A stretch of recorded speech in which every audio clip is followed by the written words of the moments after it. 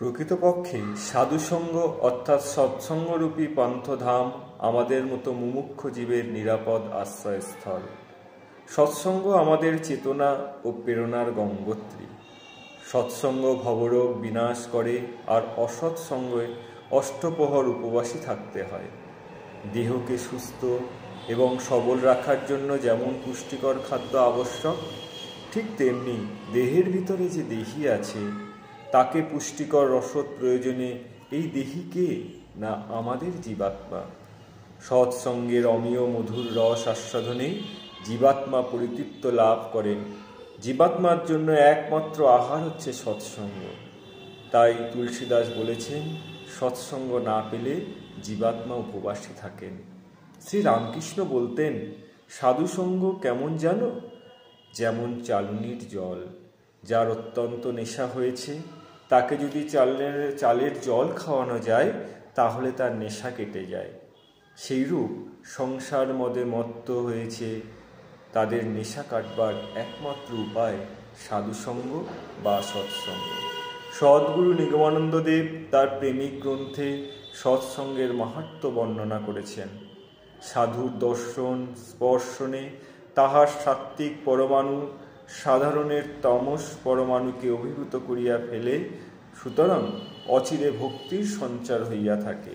সাধু ব্যক্তির জীবন আলোচনা, সদ্গ্রন্থ পাঠ, স্বপবিত্র চিত্ত দর্শন, ভগবত কথা আলোচনা ও তীর্থ ভ্রমণাদি সৎসঙ্গ বা সাধুসঙ্গের অন্তর্গত। সাধু কেমন হবে?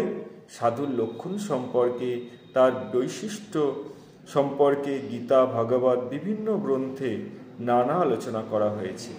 যার সার কথা হলো, যে মহাপ্রাণ ব্যক্তির সান্নিধ্যে এলে চিত্তে সাত্ত্বিক ভাবের সঞ্চার হয়, ভগবত প্রেমের উদ্দীপনা ঘটে, তিনিই সাধু।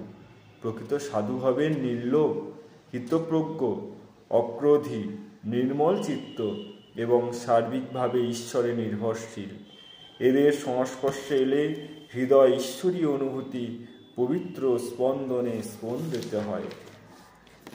এই ধরনের আদর্শ সাধু মহাত্মার সান্নিধ্য পাওয়া খুবই ভাগ্যের কথা, কারণ এরা দুর্লভ। তবে একথা সত্য যে প্রকৃত সাধুকে চিনে নিতে হয়, কিন্তু সেই চিনে নেওয়ার সামর্থ্য আমাদের কোথায়? কাজেই আমাদের মতো সাধারণ জীবের পক্ষে সৎসঙ্গ বা সাধুসঙ্গের সহজ পন্থা হচ্ছে সদ্গ্রন্থ পাঠ, সৎসঙ্গ আলোচনা, ভগবত উপাসনা, হরিনাম গুণকীর্তন, ভক্তিগীতি ইত্যাদি শ্রবণ কীর্তন। সৎসঙ্গ ভগবানের বৈঠকখানা। যেখানে সৎসঙ্গ হয়, অর্থাৎ ঈশ্বরীয় প্রসঙ্গ আলোচনা হয়, তার গুণগান কীর্তন হয়, সেখানে তিনি স্বয়ং উপস্থিত থাকেন, নানা রূপে নানাভাবে। মদ্ভক্ত যত্র গায়ন্তী অত্র তিষ্ঠামি নারদা। শ্রী ভগবানের শ্রীমুখের ভাষ্য। নিগম সন্তানের কাছে সঙ্গানুষ্ঠান তো আবশ্যক সৎসঙ্গের আদর্শ আসর। শ্রী ভগবান যেখানে অধিষ্ঠান হয় শ্রী গুরু রূপে।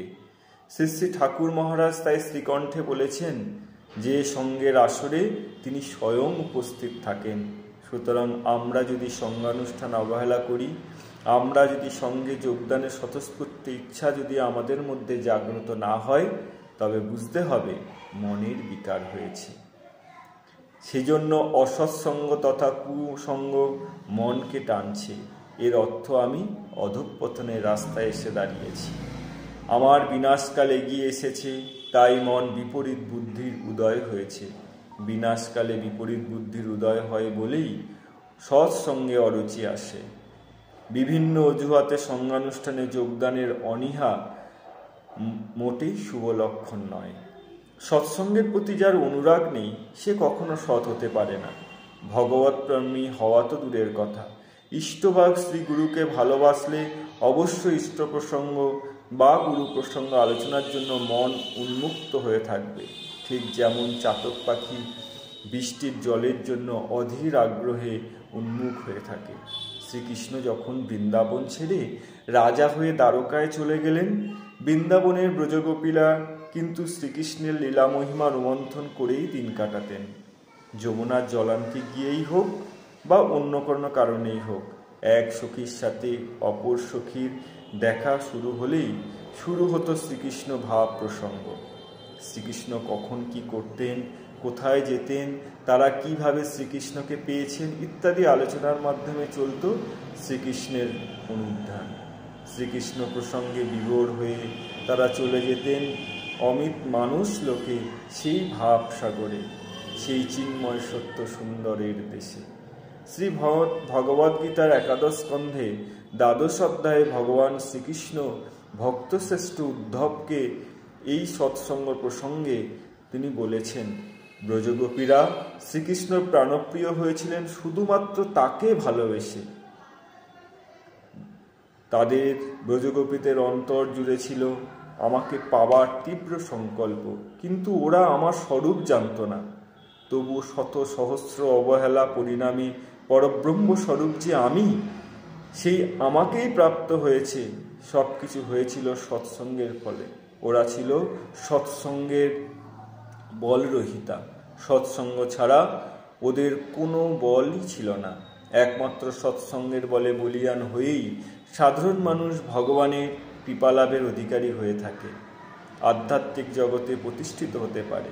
সৎসঙ্গের প্রভাবে মানুষের মন শুভ কর্মপথে চলবার জন্য উদ্দীপ্ত হয়।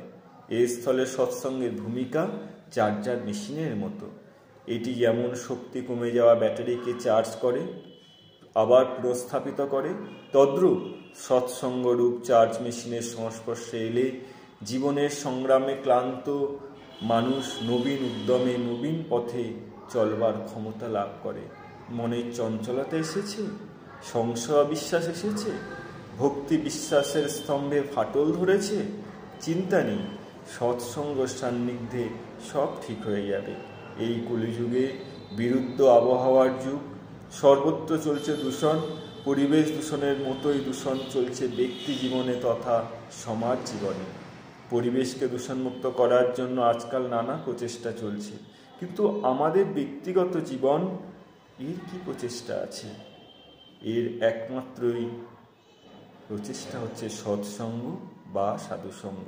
সৎসঙ্গের ফলে একদিকে আমাদের মন যেমন চার্জার উদ্দীপ্ত হয়, অন্যদিকে দূষণমুক্ত হতে পারে আমাদের জীবন পথের অগ্রগতির পথে। সকল প্রসঙ্গে রীতি রেখে, ইতি নেই শুধু সৎ প্রসঙ্গের তথা বা ঈশ্বর প্রসঙ্গ বা গুরু প্রসঙ্গ।